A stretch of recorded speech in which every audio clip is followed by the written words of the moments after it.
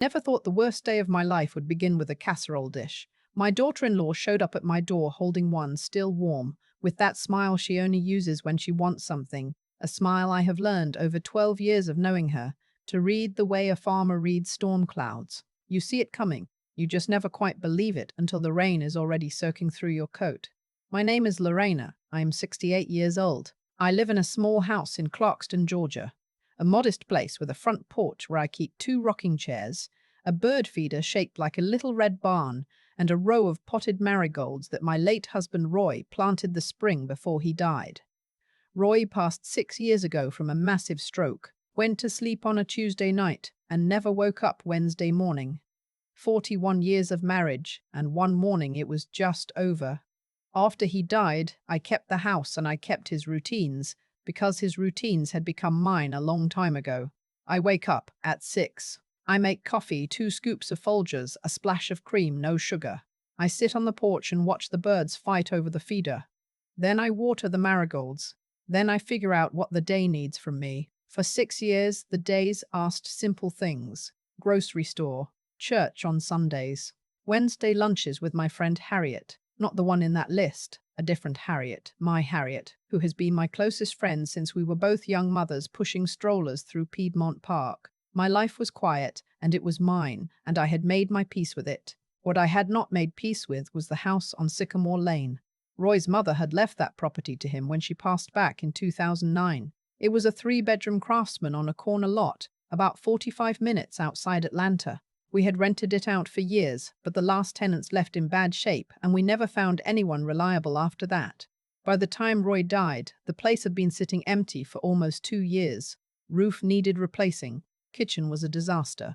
The back porch had rotted clean through. Every year I told myself I would deal with it, and every year I didn't, because dealing with it meant making decisions, and making decisions about Roy's mother's house felt like erasing something I wasn't ready to erase. Then last winter, a property developer contacted me through the mail, a handwritten letter actually, which surprised me enough that I read it twice. A woman named Miss Pratt explained that her company was acquiring properties in that corridor for a mixed-use development project, and that they had identified the Sycamore Lane property as one they were very interested in. She left a phone number and asked me to call if I wanted to discuss terms. I sat on that letter for 3 weeks. Then I called. The number they offered was $195,000 for a house I had not been inside in 4 years, a house that was more problem than asset at this point. I almost said yes on the phone just from the shock of hearing it. Instead, I thanked Ms. Jakov. Pratt told her I needed time to think and hung up. I thought about it for 2 months. I prayed about it. I talked to Roy in that one-sided way I still do sometimes, standing at the kitchen sink in the evenings. I walked around my own house, looking at the things that needed fixing, the water stain on the bedroom ceiling, the back door that sticks every time it rains, the bathroom tile that has been cracked since 2019. I thought about what it would mean to finally have money that was truly mine. Money I didn't have to stretch or worry over or apologize for spending. I sold the house. The closing was quiet and efficient. Miss Pratt's company handled most of the paperwork, and my attorney, a soft-spoken man named Mr. Barrow, Greer, who had handled our family legal matters for 15 years, reviewed everything before I signed. When it was done, I had $195,000 sitting in a savings account I had opened specifically for that purpose. A brand new account. My name only. I did not tell a single person, not my son, not my daughter-in-law, not even Harriet. And Harriet knows things about me that I have never said out loud to another living soul. Something told me to wait. Something that felt less like caution and more like instinct. The kind that lives in your chest and doesn't explain itself. I kept my life exactly the same. 6 o'clock. Coffee. Birds. Marigolds. I did not buy anything. I did not change anything. I just sat with the knowledge that for the first time in my adult life, I had a cushion, a real one, and I was going to be careful about what I did with it. It lasted exactly 9 weeks. My son Dwayne called on a Thursday afternoon in a tone I recognized immediately. Not the tone he uses when he's checking in. The other tone, he careful one, the one with something underneath it. "Hey Mom, you doing all right?" "I'm fine, Dwayne, you?" Yeah. Listen, Cassandra and I were thinking of coming by this weekend. Wanted to see you. Cassandra, my daughter-in-law. They had been married 11 years. She is a sharp woman, organized, always put together. The kind of person who sends thank you notes within 48 hours and keeps a color-coded calendar. I have never been sure whether I like her, or whether I simply respect her efficiency. Probably some of both. Of course, I said. Come for Sunday lunch. They arrived Saturday morning instead, which was the first thing that felt off. Dwayne had Roy's height and his stubborn jaw, but not his patience. He came in and hugged me and looked around my kitchen the way people do when they're pretending to be casual while actually cataloguing everything they see. Cassandra set the casserole dish on the counter and said the house smelled wonderful, which it did not, because I had been running the ceiling fan and hadn't cooked anything yet that day. We sat in the living room. I brought out sweet tea. Cassandra complimented my marigolds through the window. Then my son leaned forward and said, "Mom, we heard about the sale of the Sycamore property." The room got very still. Or maybe it was just me that got still. "Who told you that?" I asked. "Mrs. Kinsley," he said. "Mrs. Kinsley," he said. Kinsley lived 2 blocks from the Sycamore house and had known Roy's mother for 40 years. Of course it was Mrs. Kinsley. "It's true," I said. I kept my voice level. "I sold it a couple months ago." Cassandra's face did something complicated that she smoothed over quickly. Dwayne nodded slowly, like a man trying to decide which door to open first. That's great, Mom. That's really great. How much did you get for it, if you don't mind me asking?" And there it was. Not, "Are you okay?" Not, "That must have been emotional. Selling your mother-in-law's house." Not, "How are you feeling about it?" Just, "How much?" "I got a fair price," I said. "Ballpark?" Dwayne pressed. He had his hands clasped between his knees, leaning forward, and I could see the tension in his shoulders that he was working very hard to hide. "Dwayne," I said, "why does it matter?" He and Cassandra exchanged a look. I have been watching people exchange looks for 68 years. That one said, "She's not going to make this easy." "Mom," Cassandra said, and her voice was gentle in that practiced way. "We're just concerned about you. A large sum of money. Living alone. We want to make sure you're protected. Have you thought about what you're going to do with it?" "I have," I said, "and I'm going to do what I decide to do with it." Cassandra smiled. It did not reach her eyes. "Of course. We're just saying if you need help managing it, Dwayne and I know a financial advisor who—" "I have an attorney," I said. "Mr. Greer has handled my finances for 15 years. I'm fine." Dwayne exhaled slowly. "Mom, that house was Dad's inheritance from Grandma Ruthie. We feel like, as family, we should at least be part of the conversation about what happens with that money." I looked at my son. This boy I raised, this man sitting in my living room with his carefully planned words and his wife's carefully planned smile. "Your grandmother left that house to your father," I said. "Your father left everything to me. I have the paperwork to prove both of those things. The money is mine, Dwayne. We're not saying it isn't yours." "Then we agree," I said. More sweet tea. They stayed another 2 hours. The conversation circled back 3 more times, each loop a little tighter than the last. By the time they left, I had not told them the amount, had not promised anything, and had smiled pleasantly through enough veiled suggestions about my cognitive health that I had to sit very still on the porch after they drove away just to collect myself. My cognitive health. I had run the church fundraiser budget for 12 years. I had managed our household finances alone since Roy's stroke took away his ability to read documents. I completed the New York Times crossword in pen, but sure, maybe I needed help understanding money. That night, I called Harriet. "They're going to come back," she said, before I even finished explaining. "I know. And next time they'll have a plan." "I know that too. Lorena, you need to talk to Mr. Greer." Monday morning. I called Mr. Greer's office when they opened. He saw me Tuesday afternoon. I told him everything. The sale, the account, Dwayne and Cassandra's visit, the suggestions about financial advisors, the comments about my living alone. He listened without interrupting, which is one of the things I have always appreciated about him. "You did the right thing coming to me," he said when I finished. "Let's make sure your assets are structured in a way that protects you. And I want you to keep a record of every conversation you have with your son and daughter-in-law about this money." Dates, what was said, who was present. Do you think it'll come to that? He looked at me over his glasses with the expression of a man who has seen a great many things in family law. I think it's wise to be prepared, he said. I started keeping a small notebook, nothing fancy, a green spiral notebook I bought at the dollar store. Every conversation, every phone call, dates and details. There were more phone calls.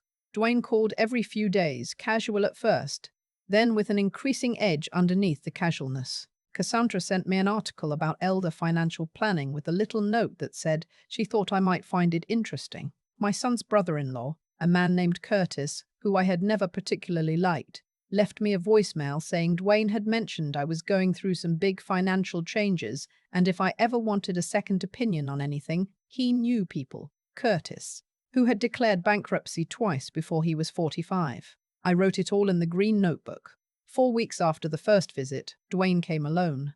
He sat at my kitchen table and he looked tired, genuinely tired, not performed, and something about that made me careful in a different way. My son looked like a man carrying something heavy. "Mom," he said, "I need to be honest with you." "Please," I said. "Cassandra and I are in trouble. Real trouble." He put his hands flat on the table. "We took out a second mortgage on the house 2 years ago to expand her boutique. The boutique didn't make it through last year. We closed it in January. We're behind on both mortgages now, 4 months behind on the second. We're looking at foreclosure, Mom, real foreclosure, by the end of summer if something doesn't change." I sat very quietly. Part of me had known something like this was coming. Another part of me, the part that is still his mother, felt the bottom drop out of my stomach. "Why didn't you tell me?" I asked. "Because I was embarrassed," he said. "Because Dad always handled things and I thought I could handle things and I couldn't." His voice cracked on the last word, just barely, and he pressed his lips together and looked at the window. I thought about Roy. Roy would have sat at this same table and listened to this same confession, and his face would have done exactly what mine was doing now, trying to hold everything at once. Love and anger and sorrow and something that doesn't have a clean name. "How much?" I asked. "To get current on both mortgages and have a little breathing room. Around $80,000. Almost half of what I had." "Dwayne," I said slowly, "that money is not just sitting there for emergencies. I have plans for it. Real plans. Things I've been thinking about for years." "What plans, Mum?" And his tone was not unkind, but there was something underneath it. The same thing I had heard from Cassandra. The suggestion that my plans could not possibly be as important as their crisis. "Plans I'm not ready to share yet," I said, "but they matter. They matter to me more than I can explain right now." He nodded, but his jaw was tight. "I understand. I need you to understand that if we lose the house, Cassandra and I are looking at starting completely over. In our mid-40s, with 2 kids in middle school. I thought about my grandchildren. Brianna and Marcus, not the Marcus on that list. My Marcus, who is 13 and obsessed with building things, and Brianna, who is 11 and has Roy's eyes and his stubborn streak. They had nothing to do with any of this. They had not made the decisions that put their parents here." "Let me think," I said. "Give me 2 weeks." He left looking neither hopeful nor hopeless, which worried me more than either would have. The next morning, Cassandra called. Her voice was different from Dwayne's, more controlled, more deliberate. She said she hoped I wasn't upset, that she knew this was a lot to process, that she and Dwayne never wanted me to feel pressured. Then, in that same smooth voice, she said that she had spoken to a family law attorney, just to understand their options, she said, and that in Georgia, when a spouse inherits property during a marriage, there can be questions about how that asset is classified in an estate, and whether children might have standing to make a claim. I held the phone very still. "Cassandra," I said, "are you telling me you're considering legal action?" "No, no," she said quickly.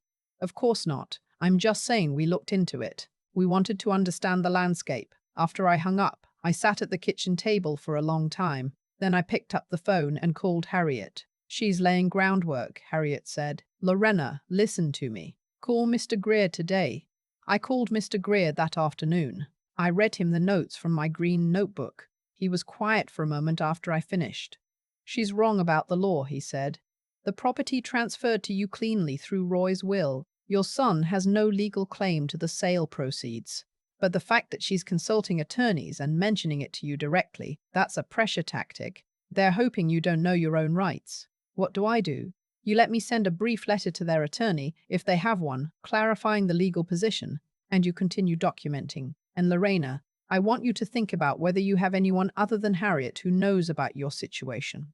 Family, someone who might be a witness if this escalates. I thought about my sister Paulette, not on any list. My Paulette, 3 years younger than me, who lives in Macon and has never trusted Cassandra since the first Thanksgiving she spent with us. And Cassandra reorganized my pantry without asking. Paulette, who calls me every Sunday and worries about me living alone, and has said more than once that something about my daughter-in-law makes her want to count the silverware after she leaves. I called Paulette. She drove up from Macon the next day. She sat at my kitchen table, and I told her everything, and her face went through several shades of expression before settling on something hard and quiet. "You have got to be kidding me," she said. "I wish I were. Dwayne is doing this. Dwayne is desperate," I said. "There's a difference." "But Cassandra," I paused. "Cassandra is doing this." Paulette stayed 3 days. Having her in the house felt like having ballast, something that kept me from tilting. We talked about the money, what I actually planned to do with it. And she cried a little when I told her, which made me feel steadier somehow, knowing someone else understood why it mattered. Things were quiet for 11 days.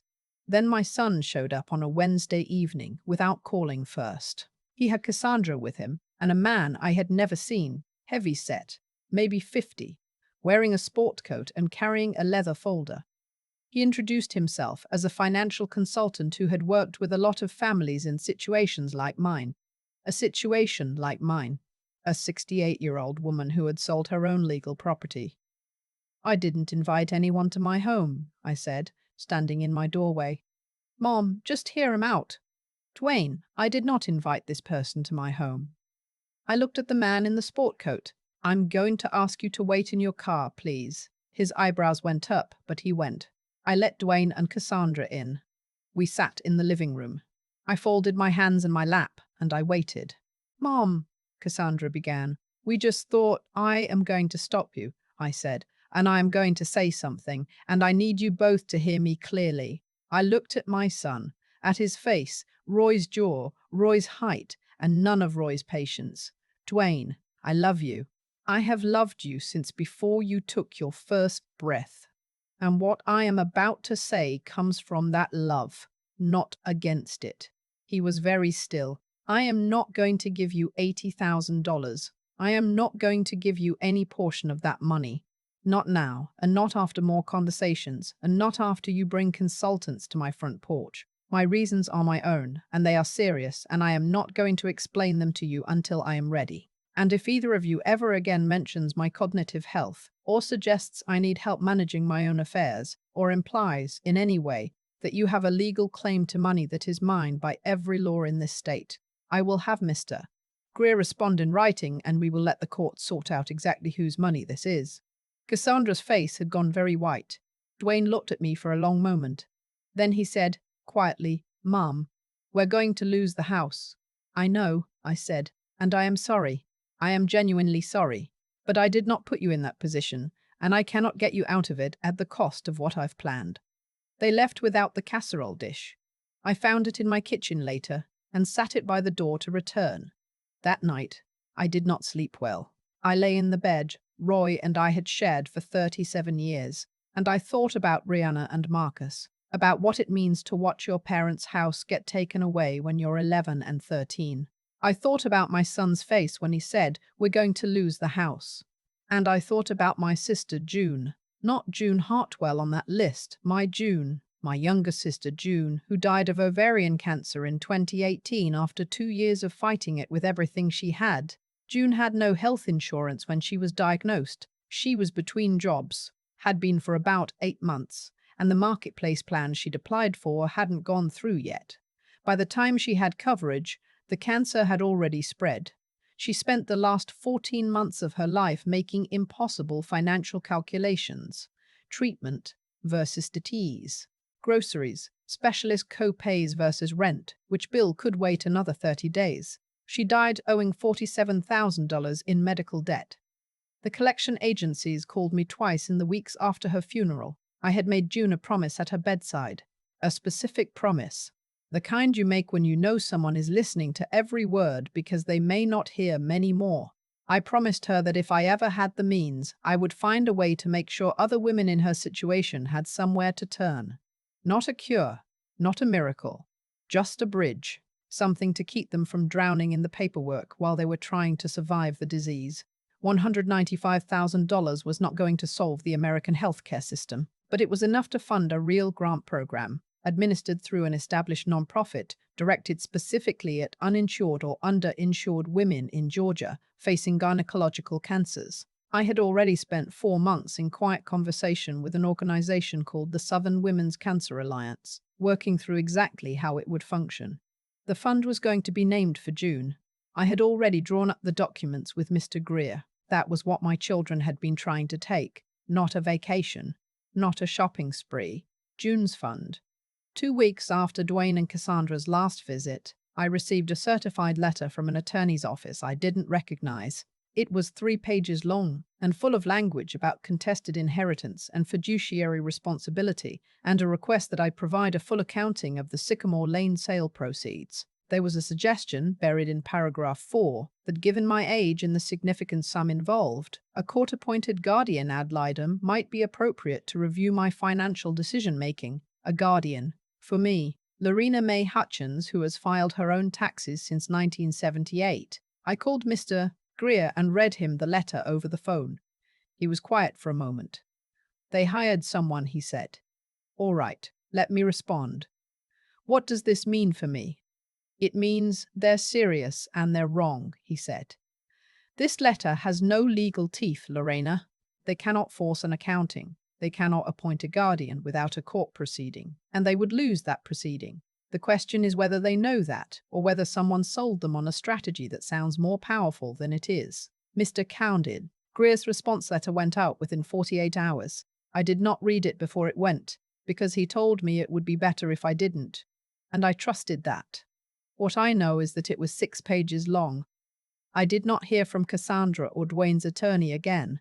I did hear from my son. He called 11 days after Mr. Greer's letter on a Sunday morning while I was sitting on the porch with my coffee.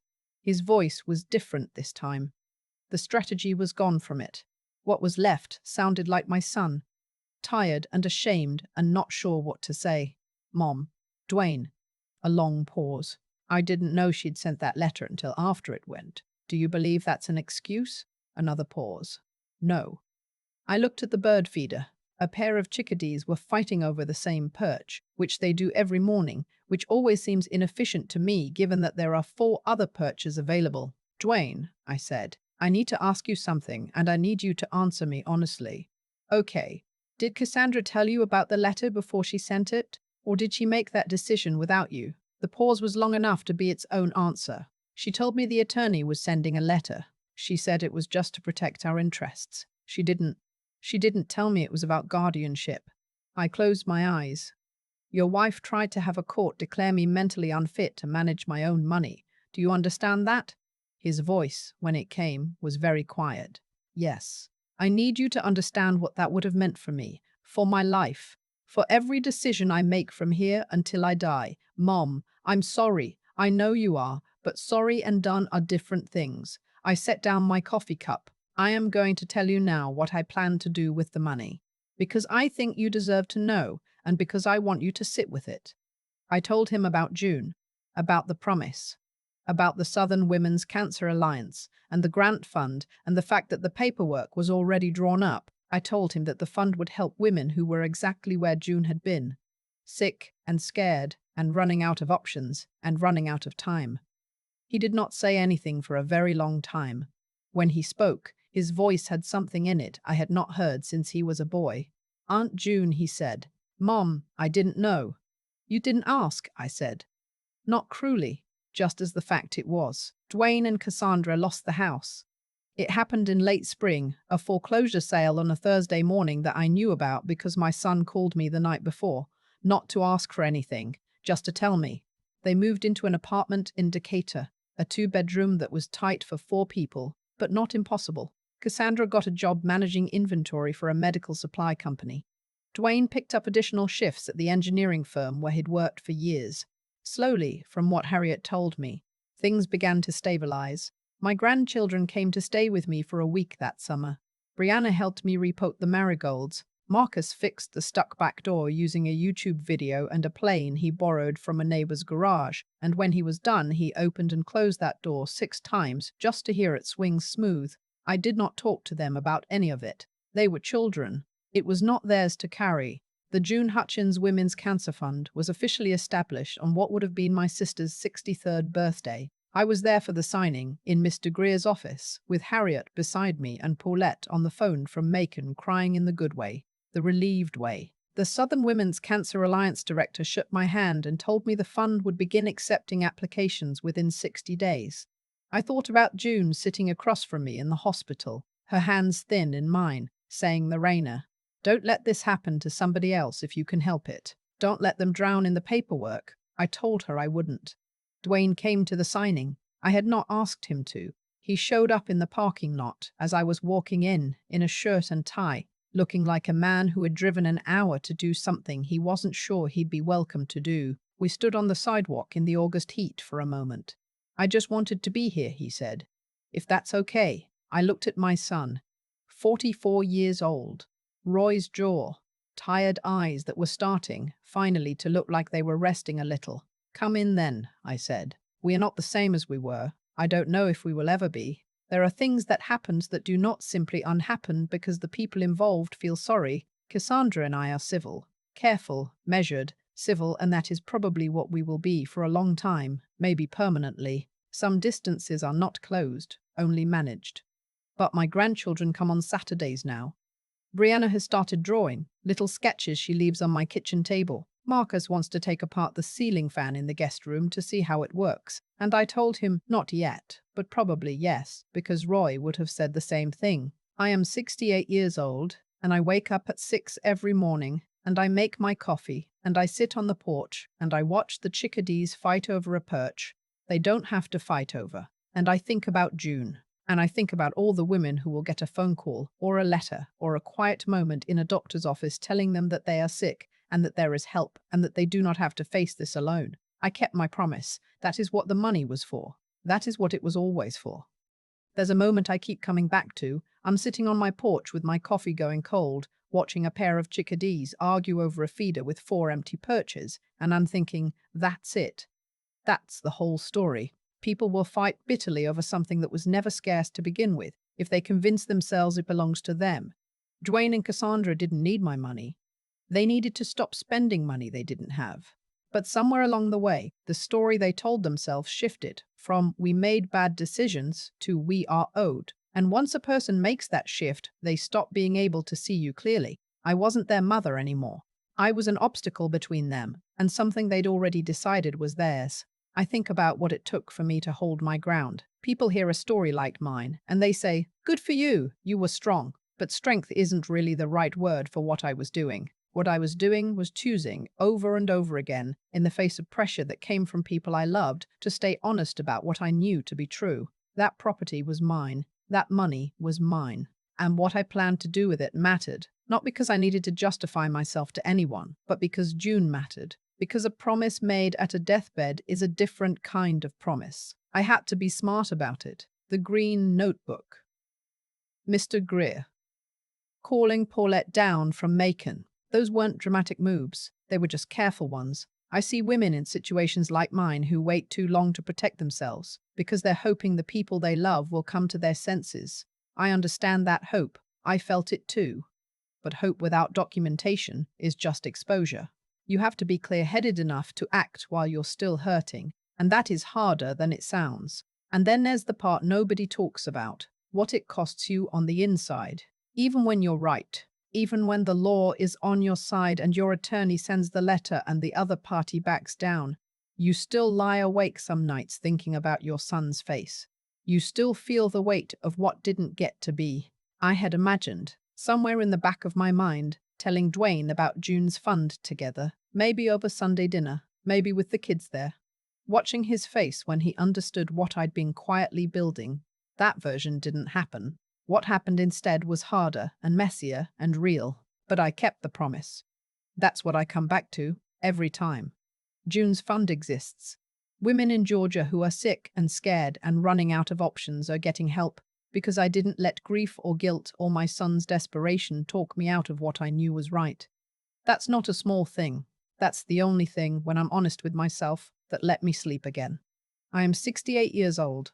I have learned that protecting what is yours is not the same as being selfish. I have learned that the people who tell you that you're being selfish are usually the ones who want what you're protecting. I have learned that character, real character, the kind that holds up when the people you love are pushing against it, is not something you either have or don't have. It is something you choose, one hard moment at a time, for reasons that sometimes only you will ever fully understand. June understood. That's enough.